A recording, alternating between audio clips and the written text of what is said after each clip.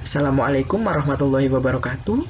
Saya Muhammad Ardi Maulana dari kelas 12 IPS, Man Insan Cendekia Pasuruan.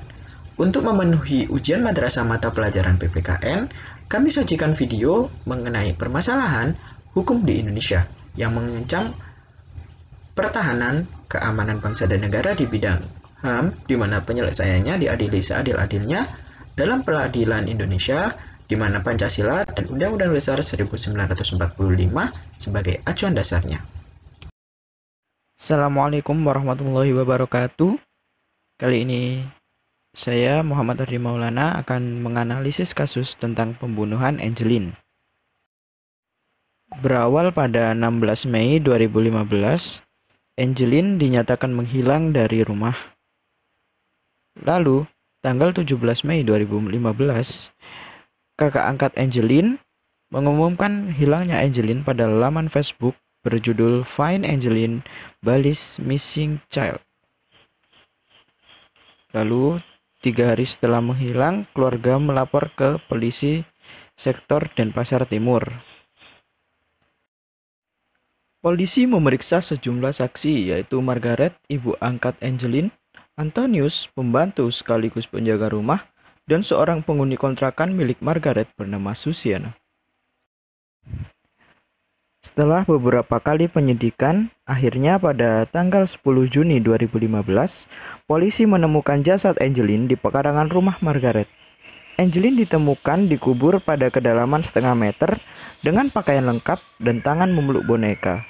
Tubuhnya dililit sprei dan tali. Ya, berlanjut di kronologi pembunuhan. Pada tanggal 15 Mei 2015, Margaret melakukan pemukulan terhadap korban hingga kedua telinga dan hidungnya mengeluarkan darah.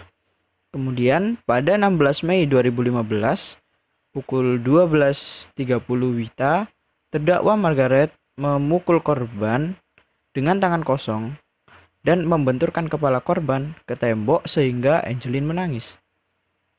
Margaret kemudian memanggil terdakwa Agus menuju ke kamar terdakwa dan Agus melihat ibu angkat Angelin itu sedang memegang rambut korban.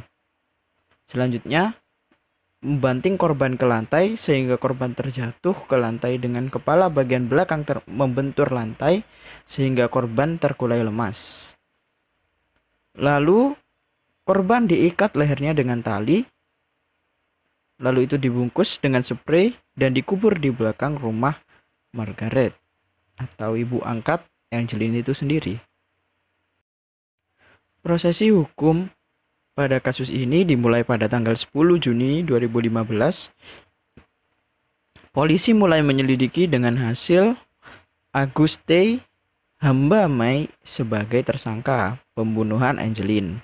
Lalu, pada tanggal 14 Juni 2015, Kepolisian Daerah Bali menetapkan ibu angkat Angelin, Margaret Megawe, sebagai tersangka dalam kasus dugaan pelantaran anak. Lalu, pada tanggal 28 Juni 2015, Margaret ditetapkan sebagai tersangka dalam kasus pembunuhan dengan bukti yakni pengakuan Agus. Lalu, pada tanggal 26 Oktober 2015, sidang awal dimulai hingga berakhir pada 29 Februari 2016 yang menghasilkan pelaku Margaret dijatuhkan hukuman penjara seumur hidup dan Agus divonis penjara 10 tahun. Mereka berdua terkena pasal 340 KUHP tentang pembunuhan berencana. Lalu pasal 761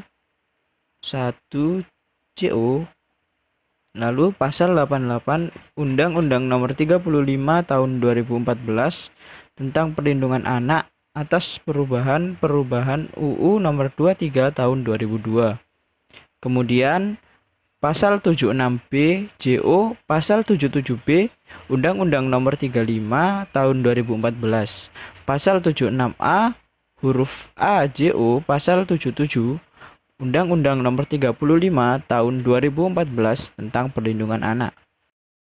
Kalau menurut saya dari kasus ini bisa diambil bahwa kita orang Indonesia sebisa mungkin menghindari perbuatan jual beli anak dengan modus adopsi.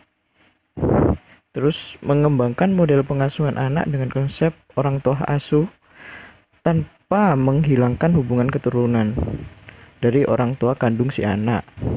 Terus tidak menghilangkan tanggung jawab orang tua dalam mendidik, memberi kasih sayang dan pengawasan terhadap anak kandungnya sendiri. Yaitu. Jadi kasus ini tuh udah tidak bisa ditolerir lagi, soalnya ini merupakan pembunuhan gitu.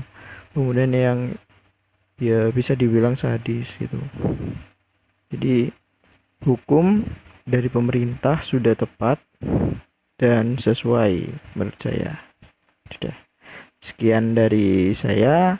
Assalamualaikum warahmatullahi wabarakatuh. Terima kasih.